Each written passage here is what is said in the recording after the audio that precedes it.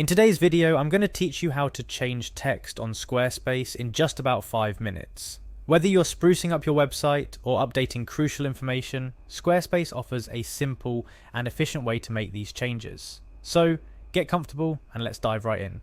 First off, you'll need to head over to the Squarespace website. This is where all the magic happens. Navigate your way there and look for the login option. Clicking on login will get things moving.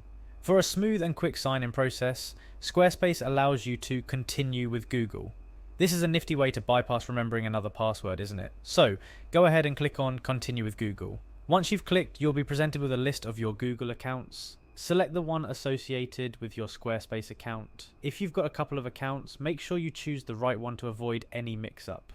After successfully logging in, it's time to head to your website's dashboard. You can either navigate through Squarespace's user interface or use the direct link provided in the resources below this video. Click on the link and it should take you directly to your website. Now the real fun begins. Look for the edit button. It's your gateway to making changes on your website. Once you're in edit mode, you're going to want to locate the text you wish to change. As websites can be dense with information, take your time to scroll through and find the specific text snippet you're aiming to update. When you've found the text, hover over it.